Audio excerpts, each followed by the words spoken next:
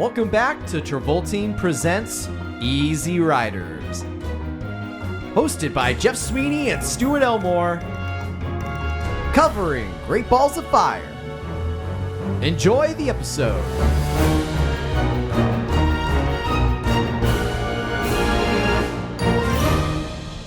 Goodness gracious, great balls of fire! You take my nose anywhere out of my brain. Too much of love drive a man insane. You take my will, oh what a thrill. Goodness gracious, great balls of pedophilia. I was wondering where that was going to go, and I was like, oh. Stuart, are you excited to talk about a very chill, normal movie today? I have so many thoughts that I am trying, as I came over here, as we parse up the table. I've been thinking all day long how to parse my thoughts on this movie. I did have an idea. Yes. For a minute, I thought, what if we just use this as a jumping off point and we just talk about Top Gun? Because they use the song. They use in the those song in movies Top so Gun. much. The original? Both of them. Both of them. I haven't seen the original in so long. Because Anthony Edwards plays it in the bar, and Tom Cruise sings it with him. And then in Top Gun Maverick, it sends Tom Cruise into an emotional spiral. Yeah. When he hears Miles Teller playing it. Oh yeah. That's right. I mean, so I'm down. We could just talk about Top Gun, but no, I think we have to address the elephant in the room of this movie. Thank you very much for welcome back to Easy Riders. Yes. Thank you for listening to our episode last week Our on Christmas Spectacular. On the Christmas Spectacular. We hope you enjoyed it. We all know I did. Yeah, we had some fun guests. Oh boy. Thank God we record these in order, right, Jeff? Yes, we definitely record these in order. We recorded Christmas in July, as is the tradition in America nowadays. Yeah. Many people are saying this. Yeah. All right, so this week we're talking about Great Balls of Fire. We are. Last time we talked about Winona, she had just finished Heathers, which was kind of a really big leap for her. Explosive moment in her career. Yes, that movie kind of defined her as, even though it wasn't a major success, it redefines her career and her talent as an actress. Fired off a lot of new hits for her. Yes. This movie shot up the industry. Yes. Sorry, I'm going to stop. I like that. Okay, thank you. This movie and the next movie kind of, don't really come out of that. Yeah. This movie is, in production during, basically immediately after Heathers. Mm-hmm. As is our next movie, Welcome Home, Roxy Carmichael, which was written for a younger Winona, and she was contractually obligated to do it.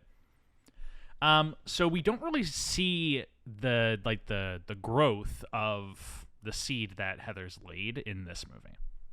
Right, yeah, because my thought was in the research of this, she's 18 when making this movie. Yes. This is the movie you'd expect the Winona of 1969 and Square Dance to do. Or, even of Beetlejuice. This is what you'd imagine the next step of that Winona's career path to be. Not the next step for Heathers. Yeah, not the next step coming off of Heathers. Right. It's kind of I don't want to say it's a step back because, careers are long and she has a lot of success immediately after this. But it's just kind of a nothing. It's not even a bump in the road. It's just kind of a nothing in the road. Because I as I was watching this movie, I kept trying to think. It's okay, what? Because we've said it before on the podcast, and I don't. Is there any biography context that talks about this moment in her career at all? Yes. I wouldn't think there is. Well, not much in the way that we're talking about it. I would have thought this was a blip. Yeah, they very much is a blip. There's not a lot about it. This movie doesn't really do anything. It's not a big success. So there's not much in the way that it impacts her. It's the same as, we talk about movies like this with both Brendan and Travolta. Yeah. Where it's just kind of these nothing movies that come out right after the major breakthrough success. Yeah. Or breakthrough successes in this case that don't really have much of an impact and just kind of are forgotten by time. It's so fitting we're talking about what I'm going to describe later to be a garbage movie as a garbage truck. Yeah, garbage truck does lumber by. Just lumbers by, but yes. I'm going to ignore it. Because we're going to get into the plot. I know there's a lot of people who don't really know what this movie's about, so there's going to be some things I probably say in this beginning set that won't make sense to a lot of people, but should we describe just the IMDb log line of what this movie is about. Yes, I'm gonna quickly talk about how this movie becomes this movie. But that's a very, very important story. Yes. It's a very important story. So this movie's directed by Jim McBride. He had directed several movies before, none of which I am familiar with. I didn't even look up Jim McBride's IMDb. I mean, the only movie of his that I recognize is Breathless, which I only know because Quentin Tarantino likes it as a movie. But otherwise, I don't really know much about it. This is his second to last movie. He does some TV afterward, but this is kind of near the end of his career. I wonder why. And this movie is based on a book. It's based on an autobiography by Myra Gale Lewis, entitled Great Balls of Fire, The Uncensored Story of Jerry Lee Lewis. Yeah. This is a book written by Jerry Lee Lewis's ex-wife, Myra Gale, who's played by Winona in this movie. Yeah. And she wrote this book. It was originally not supposed to be entitled that. She was convinced to change it to that title to try and get more general music fans to buy the book.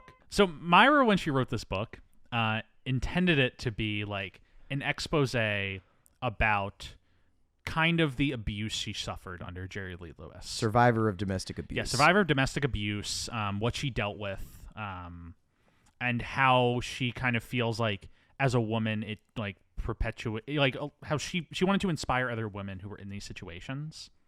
To know that, hey, I'm a famous person who went. We're going to talk about that. We're going to talk a lot about that. Yes. Very soon. Yeah. And that was her goal in writing the book. They had it changed to Great Balls of Fire as the title because they wanted music people to buy it. So already her intention was kind of being exploited. Yeah, let's pause. I almost wanted to pause before you mentioned the title. That story sounds like a good story. Yes. Right? Yes. Okay, now continue. I just wanted to pause and make sure we acknowledge that yes. The story she has to tell from her point of view sounds like a story worth telling. And so when the rights to the book are purchased by I'm forgetting the producer of this movie, Adam Fields, and then it's released by Orion Pictures. When they get involved in making the movie, they immediately are like, oh, this is great. We can make the long-awaited Jerry Lee Lewis biopic everyone wants to see. And immediately change. The content of the movie is still the same content of the book, which is focused on the first 3 years of his career and his relationship with Myra Gale. Yeah. The problem becomes the movie takes a very different perspective. Yes. Whereas the book and reality, I would say, basically hold the opinion of Jerry Lewis kind of pressured this girl, groomed this girl who was admittedly in love with, loved his iconography at the beginning. 13 years old. Yes. Yeah. He groomed her into a relationship, into marriage, sexual relationship, into marriage. He's 21, she's 13. I think he's 22, actually, right? I think he becomes 22 during the plot of the movie. When they first meet, it's 21 and 13. Okay. By the end of it, it's like 15 and something else. Yeah. Kind of forced her into this, and then it caused a scandal that torpedoed his career for like 15 years. And in reality, that is the true story of it was found out that he married his cousin who was 10 years younger than him, and his career was done for a little bit. Mm-hmm. For a little bit. Yes. The movie takes, whereas, Myra Gale was like, this was a fucked up situation. I was exploited. The movie decides, yes, but he really kind of got a raw deal, didn't he? Yeah. The legend himself is still saying that's like the final title card of the movie. Yeah. It's like an insane, disgusting way to tell this story. Yeah. So you mentioned this briefly, but in the past year, we've had 2 Elvis movies. Yes. Elvis, directed by Baz Luhrmann, and Priscilla by Sofia Coppola. Yes. I've seen both of them. I've not seen Priscilla. I need to. Priscilla's pretty good. Yeah. It's pretty good. I saw it last weekend. Okay. The problem, or both of these movies take a different view on the Priscilla Presley storyline. Yeah. Baz Luhrmann is trying to tell this. His movie is basically a superhero movie. Mm-hmm. If you watch it, they keep cutting to comic books. He's portraying Elvis as a superhero. Yeah. Who has a downfall in a grand Greek Roman epic way. Yeah. That's the story he's interested in telling. Uh-huh. Priscilla is like almost not really an element in that movie. Not really. It's their first meeting is dramatized, and then they're married, and then she leaves him at the end. Yeah. And the movie's really not interested in delving into that relationship. It doesn't even mention her age. Yeah. Which I think for the movie they're trying to tell, probably smart for that. Okay. Acknowledging the disagreements with it, though. Because I think even in reality, that's a lot less of a... That's not as toxic as this one, because this has the cousin aspect as well. Yeah. And then also both the Elvis estate and Priscilla have very complicated feelings on the matter. Okay. And so I'm not saying that it's, necessarily the most moral thing that movie avoids dealing with it, but for making that movie, if it had gotten in the weeds of the Priscilla storyline, that movie is not possible. I'm fairly uneducated in the whole history aspect of it, other than just Priscilla's age element in play. And then, so Sofia Coppola makes Priscilla, which came out this year. Yeah. Which is all focused on that stuff. Yeah. And it's a very nuanced take. It's very smart. Mm-hmm.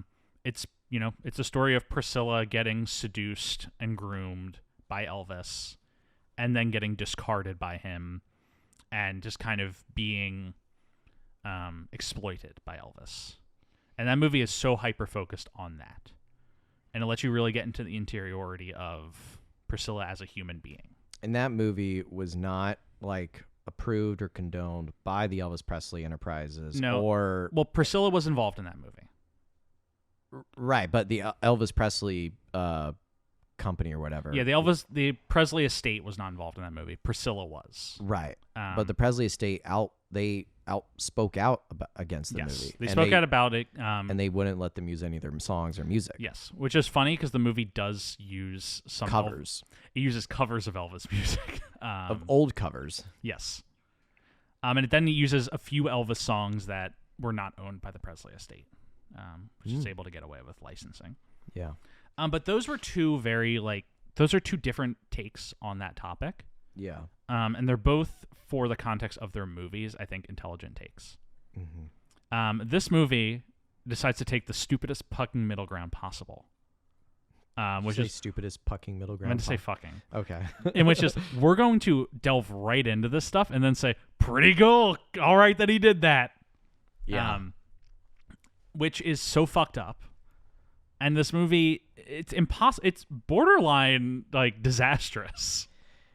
I was talking to my girlfriend about this last night because after I watched it, I immediately had to call her and like tell her all about this. But you know what? One thing I said to her, it's like, you know who's the one person playing the right role in this movie? Who? Winona Ryder. Yeah. Do you know why? Did you think her acting was a little bit immature and childish? Like she was kind of like overdoing like the little girl aspect? Well, it's because she's 18, playing a 13-year-old. Right. She's doing the correct role. Yes. She's playing up. Funny, ironic that she's playing up the youngness, the immaturity of this character. She's kind of locked into the emphasizing how problematic this is. Yeah. Whereas Dennis Quaid and the rest of the movie production, is not remotely interested in that stuff. I would love to romanticize this point we're making, as in like here's Winona, the only person who knew the right story about it, and like really put in her performance to emphasize that, but the performance got lost in the muddleness of the rest of the production. I don't know how true that is. Yeah. But just from watching this movie, I thought I just came away with it. It's like Winona Ryder was the only one who knew what the assignment was in this movie. And there's some quotes from her talking about this movie. Oh. So first and foremost, I do want to say this is a very funny story that is not fully related. But they brought this script to Dino De Laurentiis, who's a legendary producer. Mm-hmm. And he is like, oh, yeah, we'll definitely make this. The Jerry Lewis movie.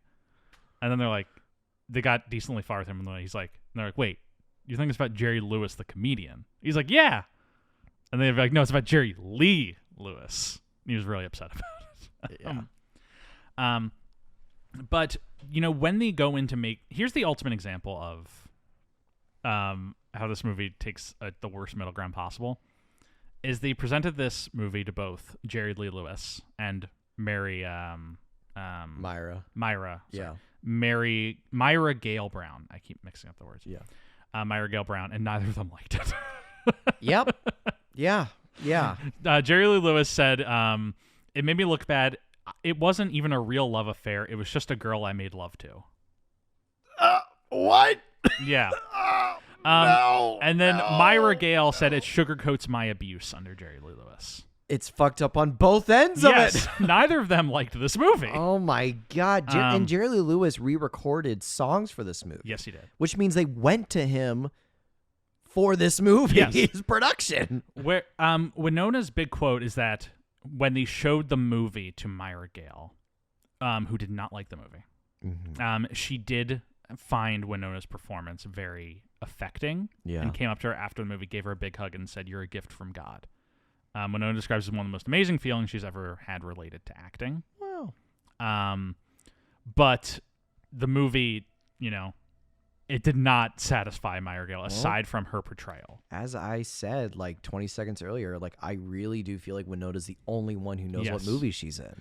Because Dennis Quaid's like playing this like as a I know that Jerry Lewis had an over-the-top stage persona. Yeah. That is a true fact. Right. But he's like playing Will Ferrell playing Harry Carey in every scene of this movie. Yeah. He like walks in, he's like, "Oh geez, I guess I'm gonna play up on the stage." It's like every scene in this movie. I love my 13-year-old cousin. She's gonna come to Britain with me. 35-year-old Dennis Quaid playing a 21-year-old in this movie.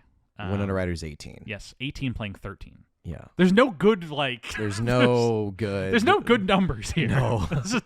The arithmetic is off. The arithmetic is very off. Yeah, it's a bad movie. It doesn't. We're gonna talk about a couple scenes here where I almost vomited in my mouth. Yes. How grotesque they were. But that's the thing. It's like if this movie had planted itself in the correct direction, Myra's book, then those scenes could have been really fucking good. Priscilla is the good version of this movie. Yeah. Which I would recommend the audience check out. You can avoid watching this movie. I even pulled it up last night when I was talking to my girlfriend, and I didn't even know this movie was a thing, which is a shame. How many people in our audience knew about this movie, Priscilla? Yeah. I didn't. It's not very well advertised. Like, everyone knows about the Elvis movie, but how many people know about Priscilla coming out this year? They would make a great double feature. Yeah. The guy from Euphoria plays Elvis and Priscilla. Yeah, I saw. Which a friend of mine referred to as Valselvis, voluntary celibate. A lot of that movie is dealing with Elvis and his incapability of having sex. Oh, okay. So, got it. All right. That movie makes Elvis look really pathetic, Yeah. which is the correct choice for that movie. For that movie. Yes. I noticed you're saying like for that movie, Jeff, but is there like, and I hear what you're saying, and I understand that like for each of these movies there is a right way for it to be told, but I guess historically speaking, speaking, Priscilla is the correct one to do. Okay. I am just really emphasizing that the Elvis movie, which features Tom Hanks playing Dr. Evil, as we've personified multiple times on the show. That movie does not work if you decide to delve into any of this thorny subject matter. That movie's take is Colonel Tom Parker is the world's greatest supervillain. Yeah. The Snowman. The Snowman. and he caused death and destruction en masse. Yeah. Okay, Stuart, can I tell you my favorite thing about Priscilla? Yeah. Is Colonel Tom Parker in that one? No. So Colonel Tom Parker's estate refused any I don't know why they didn't have any involvement in the Elvis movie. For some reason, there was a legal matter with Priscilla and him being in that movie. And so the movie takes the funniest possible approach to Colonel Tom Parker. He is treated like the Emperor is treated in most Star Wars media. Where he's like a figure off screen. He's a figure off screen who is spoken about in hushed tones, and then he calls into the movie multiple times.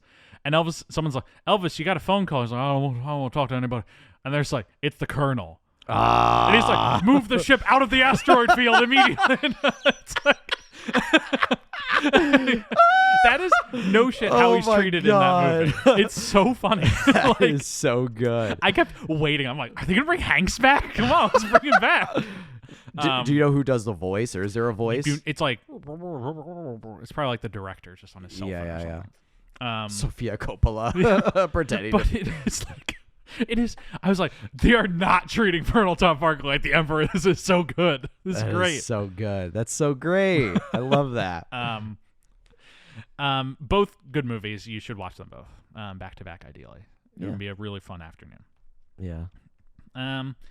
I think that we're gonna kind of go through this plot quick. I think if so you too. want to delve into it, because really not much happens in the movie. Right. Yeah. Here, I'm gonna see how quickly I can summarize the plot of this movie. Do you want to play this game? Sure. We'll talk about it in better detail. Yeah. But I just want to see how quickly I can summarize this movie. Let's go. Jerry Lee Lewis moves in with his. Are you gonna time me? Yeah. Okay. Let me know when you start. And go. Jerry Lee Lewis moves in with his cousin J.W. Brown. He's trying to get a record deal with Sun Records, which is Sam Phillips' company that started Elvis. Everyone tells him he doesn't have a shot, and then he goes and he plays, and they're like, you got a shot. And they give him a record. He becomes famous. At the same time, he starts flirting with his little cousin, Myra Gale. They continue along. He continues to play. He plays across the country. He's becoming more and more famous. Everybody loves him. When Elvis goes off to join the military, he's like, you're my successor now. And then Jerry Lee Lewis becomes famous, tours the country. He gets a European tour, specifically in England. Before that, he marries Myra Gale, so he can bring him with him. He goes to England. All the English are like, what the fuck? You're married to your 13-year-old cousin. He cancels the tour. He is now broke. His record deal drops him. And then we're reminded that he actually went on to have greater success later and is a big success. Time. I think that's it. That's the movie, right? Well, it's 58 seconds, Jeff. Yeah, 58 under 1 minute. That's the movie, right? That is. And the I movie. repeated myself like once or twice. Yeah. It should be noted that when the movie starts, they're already flirting. Yes. That was It's the first time they've met, but they're already flirting. Because one thought that I had with this movie, it's like, if you're gonna try to make like a commentary on how like grotesque this is, you don't start with that being the normal. Yes. Because the normal, as we start off with, is Jerry Lee Lewis is living with his cousin. Yeah, he moves in with his cousin J.W. Brown, who's the bassist for his group. Right. Who's married and has a daughter, yes, Winona Myra Ryder, who's 13. Yes. Right away in that first scene, they're in like, he's playing piano, and she comes in the room, and she starts like laughing, getting and twirling her hair. Like Winona's really upping the whole like teenage like romance. Yeah. In this movie, but it starts off right away. Yes. So the movie would have you believe that this is the normal, that we're introducing ourselves to Jerry Lee Lewis and his cousin who he's flirting with, Myra Gale Brown. Yes. Which is not the movie you want to tell if you want to show how grotesque this is. The exact wording is, she says, I'm only 13. He says, you look all woman to Jerry Lee. Yeah. Who's already been divorced twice before. Yes, he's been divorced twice. And he will get married 3 times after Myra. Yes. So that's an important detail, but Yes. then it's really funny because I think I'm just gonna. There's only He becomes success at like minute 10. Yeah, minute 10. I was texting you while I was watching this movie. I'm like, I'm 10 minutes in. I'm already disgusted. Yes. Because 10 minutes in, he goes to Sam Phillips and like is told like you don't have a chance. And then he goes home and he hears his record being played on the radio. Yeah. And he's like, I guess Jerry Lee's a success. This is Dennis Quaid, by the way. Yes. I texted you this. I don't want to see Dennis Quaid in any other role other than grizzled president, Yes. grizzled Secret Service man to the president, or just grizzled man in general. Sir, I think I've talked about this on the show. Are you aware my new favorite movie of all time is coming out in the next year? Well, what's that? So Dennis Quaid is in this movie. Here's the pitch of this movie. 84-year-old John Voight plays Soviet spy ex-KGB operative Viktor Novikov, who is recounting his life as the KGB spy in charge of spying on 40th President of the United States, Ronald Reagan, played by Dennis Quaid. Oh my god! And the movie is entitled Reagan. Can we go watch that together? The movie is entitled Reagan. I want to go watch that with Scott Stapp, the lead singer of Creed, is playing Frank Sinatra. you. Wow. This movie sounds like it's going to be so terrible. Yeah. I cannot wait to see it. I want to go watch it in theaters. Yes. It's going to be a mess, hot mess. It's funny.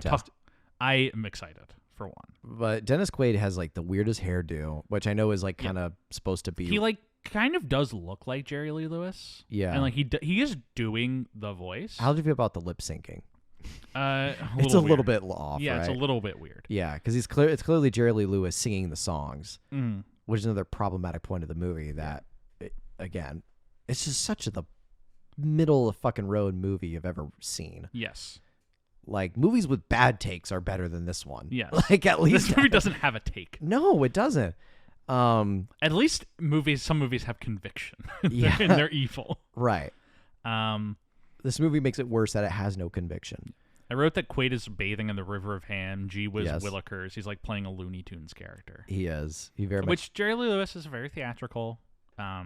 It's not like he wasn't like this, but Quaid is doing a thing in this movie. He's making choices. Yes. Making a lot of choices. But yeah, he gets famous. He goes on tour. Alec Baldwin shows up as his other cousin as a preacher. Who's a preacher, yeah. And they start off with like this little banter where Alec Baldwin's preaching against the rock and roll music. It's got the classic tale of like rock and roll is evil music. It's the devil's music, and Jerry Lee Lewis is his prophet or whatever. But he like gives Alec Baldwin his car and is like, you know, like, I picked my life there, dear cousin. That's the life of rock and roll. But then him and Myra's relationship develops. Ugh, I just throw up in my mouth thinking about it. But he encounters Elvis like 3 times in the movie. Yes. Elvis played by Michael St. Gerard in this movie. Yes. Who was the original Link Larkin in the original Hairspray movie. Yeah. Can I read you his other credits? Sure. So Elvis Lookalike 1, Elvis Lookalike 2. In Great Balls of Fire, Elvis Presley. Heart of Dixie, Elvis Presley. Elvis Presley.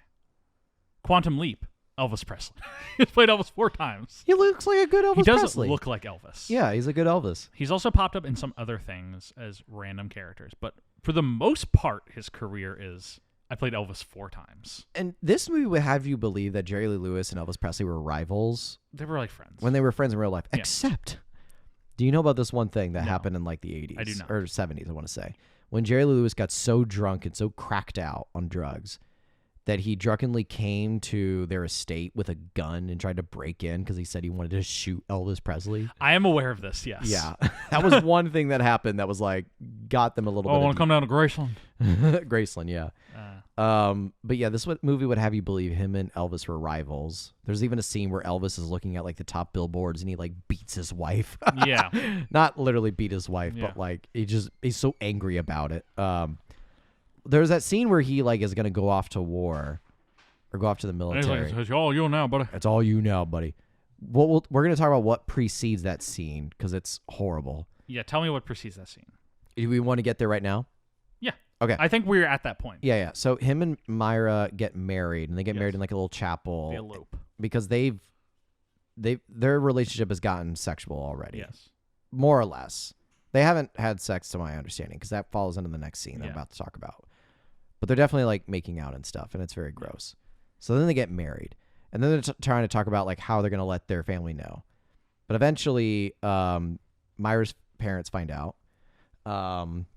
And of course they're horrified, and they kick Myra out, and then they go buy a house and they live in the house. Mm. They live in this house. Cut to this first scene. This is in the height of his glory, right? Mm. Him and Myra are in a bed, and they're gonna have sex. Yeah. This is Winona Ryder, who's 18, playing a 13-year-old. Dennis Quaid, who's 30, yes. What? 34? 35, playing a 21-year-old. Yes. And while it's a very weird sex scene. And while I will say, like, there's no nudity, it is a graphic scene because they're having sex. And again, if this movie had any toneness to it, I would say it's almost effective, but it's not, because Winona's playing this as in like she's getting into it, and enjoying it, but then Jerry Lee Lewis is like turned off. He says, "You don't seem like no virgin." Yeah. And she's just like, "Am I doing it right? Am I doing it right?" And he's like, "You don't seem no virgin." He storms off. Mm-hmm. And this movie, if the movie was criticizing Jerry Lee, this would be a great opportunity to be like, look how sick this man is. This is instead what happens. Priscilla almost does the scene 1 for 1. Yeah. And it's so much better in that movie. Right, because that moves from the woman's perspective. It probably takes the perspective of Priscilla after the fact. Yes. What does it do in this movie? It goes with Jerry Lee. It goes to Jerry Lee, who does what? He goes to his music studio where he plays piano on his own, and he's sad. Yeah, he's all sad. He's a sad boy. Yeah. So my wife's not a virgin. Yeah. I'm so successful. But and then Elvis comes in and is like, oh, Lord have mercy. What that scene's trying to do is like it's like Elvis bestows onto him the confidence and glory that he Yes. needs to go He back passes the home, mantle. And fuck his wife. Yes. And he says, "I don't care that you're not a virgin." It's so weird. And there's almost a little thing that Winona says right before it cuts away from that scene where he's carrying her into the bedroom, where she's like, I promise I really am a virgin. And then it cuts to the next scene. This is one of the more sexist movies I've Yeah. seen recently. And it literally erases the woman's perspective. Yeah. Erases Myra's perspective. Yeah, it does. Because like when he comes home, we just cut back to Myra sitting on the couch and crying. In the biography, Winona also very much talks about how uncomfortable she was filming this scene. Yeah. Not in necessarily like she was kind of forced into it way, but she had never done a sex scene before.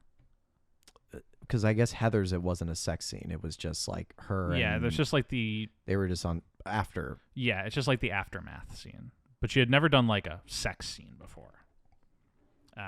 In this one, it wasn't really tasteful either. Yes. So she's basically like she had to be coached through it. That's so gross. Which is just like a really gross, like especially from a male director. With she's a much older Dennis Quaid, and she's 18. Well, it's the fact that 13-year-old. she has to portray like a 13-year-old. Yeah. I mean, sex is also like really gross. Yeah, because you can't just play it like two consenting adults. Yeah, I don't think she does either. because when there's essentially quasi sex scenes in Priscilla, Mhm. that movie really emphasizes how gross this all is. Yeah. Whereas this movie is Jerry Lee getting swindled? Yeah. Old Jerry Lee. He thought she was a virgin, and to him she isn't, so he's Yes. mad. And it's like that is so like And what? And the movie just How is Jerry Lee the victim of that scene? Yeah. And the movie just swings between a scene like that, and then they're like watching a like horror movie in the next scene, and like some guy gets lit on fire, and Jerry's like, "Oh, that boy's been deep fried." Yeah. This movie has no sense of tone. No sense of tone. When people make movies, they forget about tone a lot, Yeah. and tone's maybe the most important thing. Yeah. Tone needs to be consistent from scene to scene. Yeah. Or if it's not, that has to be the point. Yeah. You can't just be like, well, this is just what happens next. Well, with a lot of subjective things in movies, it's the one objective thing that you're in your toolkit. Yeah. Like if you don't have it, then that's Yeah. a crucial. It's like driving with 3 of your 4 wheels. Mm-hmm. Can move, but it's gonna be a bumpy ride. It's gonna be a bumpy ride the whole time. And this movie is best described as a bumpy ride. Yeah. The only other thing I think really calls more attention, and you can tell me if you have other things too, but it's the British tour. Yeah, there's some random scenes that I wrote down that I wanted to just mention because of merits, good or evil. Evil. There's one sequence where Winona's like in a showroom buying furniture for their house that they've purchased together. And I really like that scene. It really emphasizes how young she is. Yeah. Because she's essentially just like sprinting through and be like, I want that and that and that and that, and like bouncing on beds. It's a good sequence it's like a good scene for a different movie is a way to put it. Because there's also a scene where he comes home and she's in the kitchen and everything's burning, and she's like, I don't know how to be a wife. Because like this, she's like on the ground and she looks like a child. Yeah, like the good authentic version of this movie is so much about like being caught up in stardom, meeting like being this movie and the next movie we talked about are both kind of about never meet your heroes. This movie on a meta text, and then that movie literally. It's giving a Star is Born vibes. Yeah, well, not even Star is Born kind of inverts the relationship. But that's what I through. mean. It's like it's like an inverted version of a Star is Born for me. Because like this is like essentially like you meet your hero and you're like swept up into this reality. Yeah. And then you quickly like are being exploited by it. Exploited and exposed to the toxic nature of it. Yeah, but like it's so alluring at the beginning. Because there's a lot of scenes where like they're watching the news about people talking about how disgusting their relationship is, which is a good ammunition in a movie for her to realize it. Yes. But it doesn't. Instead, she's just like, why are they saying bad things about us, Jerry? Like this movie is the one smart thing it does is it does like emphasize how alluring like this can be. Especially to a 13-year-old girl who likes rock and roll. Mm-hmm. Like I feel like as a 13-year-old, myself included, like you're not 13. You're very perceptible to being like swept up by these things. Yeah, right. And it can feel like you're special in this case, and that's what Jerry Lee Lewis, Elvis prey on. Yeah. Are we at the British tour? There is one scene that I think is maybe a 10 out of 10 sequence in this movie. They're like watching Gone with the Wind, which has maybe the best score in any movie ever, and then that score just takes over the soundtrack of the movie as he like picks Myra up and they like run down the hall. And it's like a very romantic scene. Anytime that they use Tara's theme of Gone with the Wind, it's like do do do do do do do do. I'm like, yeah, let's go.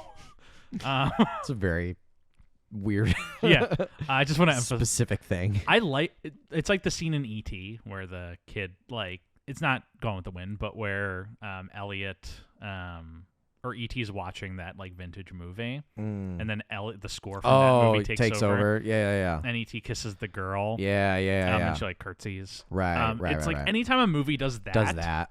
My fucking lizard brain just like immediately is like, good movie. So in this movie, 10 out of 10 scene. Okay. Does it fall into the gross sex scene or is it? No, it's like completely different. Okay. sequence. Okay. So Gotcha. I'm just like, good move. I like it when they do that. Yeah. It'd be really funny if it carried into that gross sex scene. Yeah, but then the weird thing is the movie keeps using the Gone with the Wind score. So I'm I'm like, all right, let's stop. Yeah. They go to England. So this one's interesting because like they're planning their England tour. We spend some scenes in like the studio, the recording label room, and he's with all his managers. One of his managers is played by a guy we've seen before. Oh yeah, his Stephen Tobolowsky. We're going to be talking about him again next week. That's right. In Welcome Home, Roxy Carmichael. I'm a big Stephen Tobolowsky head. Me too. I love him. He's one of those. He's like him, Bill Nunn. It's just like those character actors who pop up in a movie. Yeah. And you're just happy to see him. Yeah. He's got the same like balding head. It's a big that guy. Yeah. Always reliable. Yeah. I like him too. But they're in the recording label office and they're talking about their England tour. Yeah. And the first thing they're saying, it's like, don't bring Myra. Yeah, they're like, don't bring Myra. And Myra walks in. Says, I don't get to go to England. And she starts to like cry like a child. Again, everything that we say about Winona's performance, which sounds like she's acting like immature and childish, is like the point. So like it was, because at first I was like, man, is Winona right? Dropping the ball on this role? Like, is she kind of under like, but like, no, she is doing what she should be doing in this role. The movie just doesn't do her any service. So as you watch it, you think she's doing a bad performance, but in truth, she's actually doing what she should be doing in the role. Yeah. Maybe I'm biased because I'm doing a Winona Ryder podcast, but I don't know. No, yeah. But yeah, she starts crying and then eventually, Jerry Lee is like, if Myra can't go to England, then neither can I. Then Jerry Lee's not going. Yeah, so eventually they concede and they get on the plane and they are arriving at the airport. So they're in like the airport and we terminal. get like a tight 5 British comic stand-up routine. There's like these just 2 fucking British guys. Like, it's like, oh, it's crazy. I hate waiting at the airport, don't you? And the guy's like, yeah, blimey, I hate the celebrities coming off the plane and all that. But there's a few journalists there asking questions to Jerry Lee. We just lost our entire British audience. Yeah, we did. But Myra is standing next to Jerry Lee's sister. Yes. Who are the same age around. We've never met this character before. We've never met this character before. I guess the point of it is just to hit home the gross nature of like her age. Because then the journalist goes to them. It's like, are you guys like with Jerry Lee? Like, how are you related? And he points at the sister. It's like, I'm Jerry's sister. And he's like, Jerry's wife. And it's like, and Winona, who does a beautiful performance in the 2 seconds. Yeah. She has this look on her face like, what should I say? Because he looks at Jerry Lee and he says yes. Well, so he mouths yes to her. Oh, he does? Yes. I thought it was like she looks at him and he's too caught up in the press, so she looks back at the press guy and says, yes, I am. No, he looks at her and like mouths something. Oh, I must have missed that. Because there's right after that happens and she says, yes, I'm his wife. Yeah. And then he immediately yells at Jerry Lee Lewis in the terminal. It's like, wait, Mr. Lewis, is this young child your wife? Mm-hmm. And he's like, and his manager, who is the guy you just said? Stephen Tobolowsky. Stephen Tobolowsky, who's behind him, is just mouthing no. Yeah. Like he's mouthing no. And then Jerry Lee is like, yes, she is. Oh, maybe that's what I'm thinking. That's what I thought. I didn't think Jerry Lee did not mouth He does not yes mouth anything. to Tobolowsky Myra. mouths Tobolowsky no. mouths no to Jerry and Lee. he goes with it. That's why it's like those 2 seconds in Winona's performance are so good, because she's like, in a split second has to decide, like, Make the decision. And then she decides, like, yes, I'm his wife. Then there's like 5 minutes left of the movie at this point. It's crazy. Yeah. Because he goes to his first concert in England. No one shows up, and they're all mad at him. He's like, oh, you don't like Jerry Lee? And then he like throws a piano at them or something, or like there's a lot of pianos being destroyed. He lights one on fire, which is a real thing that he did. And he stomps on one, and he throws one off stage. Yeah. He breaks a lot of pianos, throws a lot of chairs.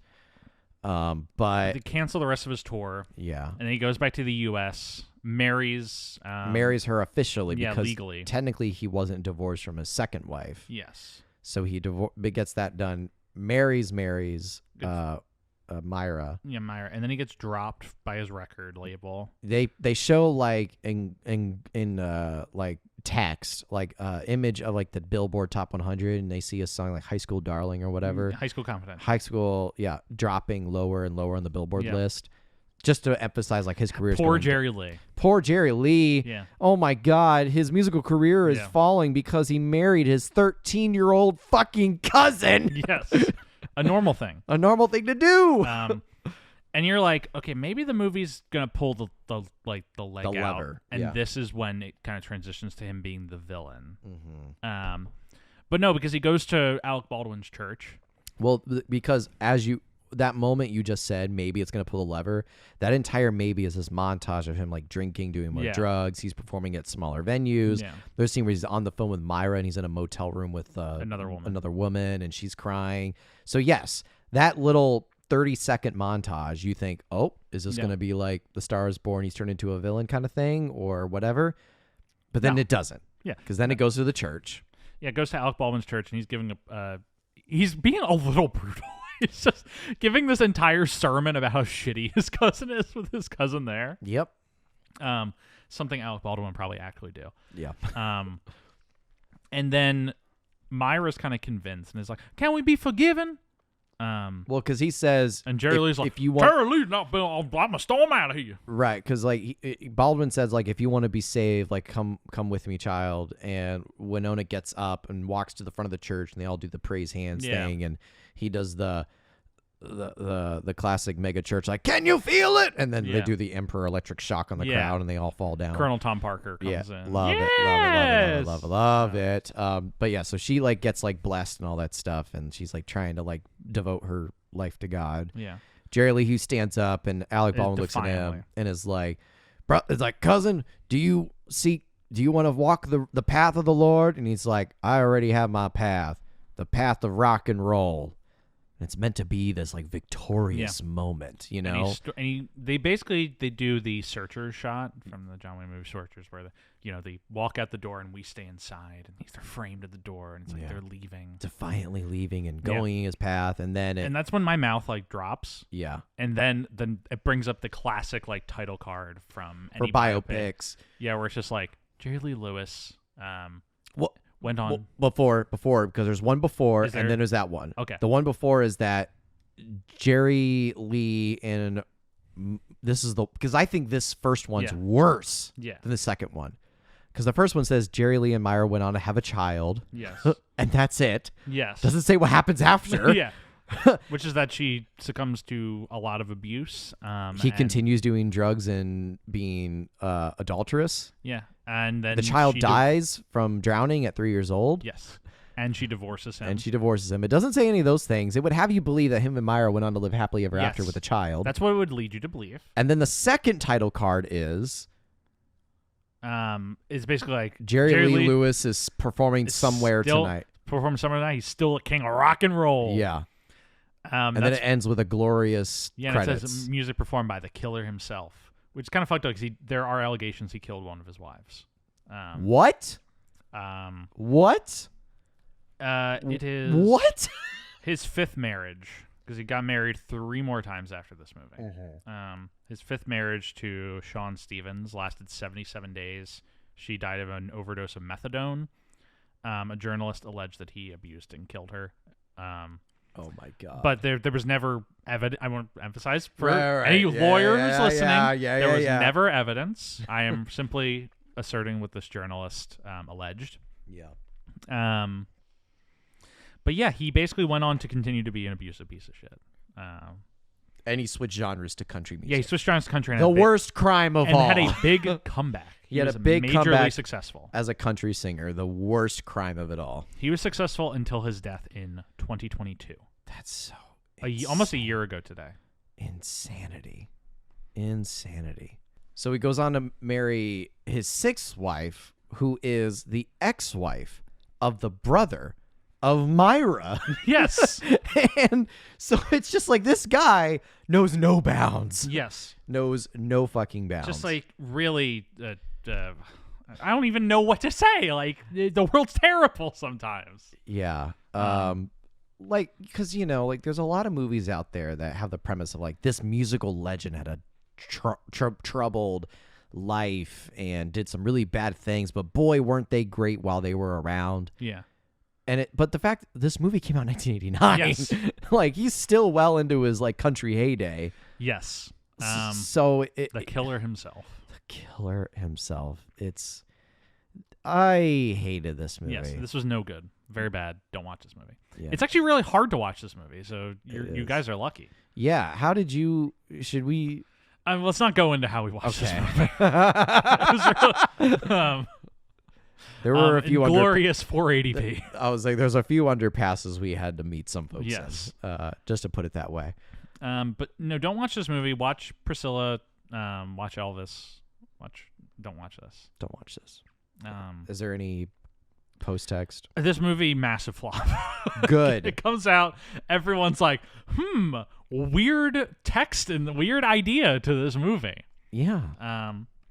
The basic vibe is Winona Ryder does get some respect for it because she does get nominated for a Young Artist Award. It's the only nomination this movie gets. Roger Ebert, says she's good in the movie. It's this movie's kind of a mess though, and it shies away from the dark side of Lewis. Yeah.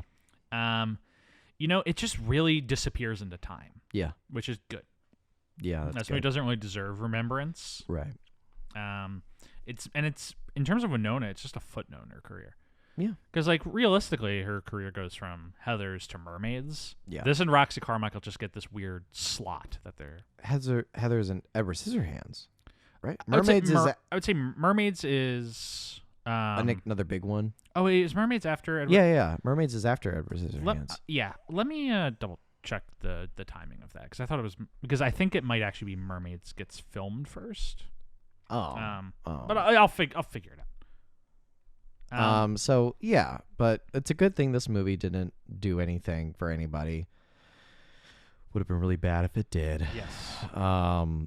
It is Edward Scissorhands and Mermaids. They came out the same year though, so they very well could have filmed it prior. Yeah, they both seemingly they come out 1 week apart from each other. Edward Scissorhands is first. Yeah. So Edward Scissorhands is kind of the big. I mean, if they come out a week apart, it's the same thing. Yeah. Mermaids and Edward Scissorhands, big month for Winona, December of 1990. Can't wait to delve into it. Right. But this is a footnote, and it really just kind of gets forgotten. Yep. That's about all I have to say about it. It's a flop. Yeah, sorry, folks, if this was just not like. We had some good, interesting conversation, but all in all, the movie in general is just kind of blah. Yeah, it's a big fart. Big fart. So, all right. But we hope you got something out of this. Thank you so much for listening. Yeah. Let's never talk about this movie again. Amen to that. But thank you so much for listening. Please remember to tune in next week for our episode. We've mentioned a few times. Welcome Home, Roxy Carmichael, the first movie that is written specifically for Winona. The role being written tailor-made for her. I'll talk about it next week. It's gonna be a lot of fun. Please remember, rate, review, and subscribe on whatever platform you're listening on. As a reminder, we are available on Spotify, Apple Podcasts, Google Podcasts, YouTube, Amazon Music, plenty of places. Subscribe to us on a few of them if you feel inclined. We appreciate every one of you who listens to the show, and love you all very much. Pop into our Reddit, r/Travolting, at TravoltingPod, Twitter, Instagram, BlueSky Threads, TravoltingPodcast@gmail.com. Find me on Twitter at JeffWSweeney. You can find me on Instagram at Stuart_95. And special thanks, as always, to Rebecca Sweeney for graphic design, Michael Van Bodegum Smith for our theme music. That's now taking you out. Have a great week, folks. See you for Welcome Home, a Roxy Carpenter.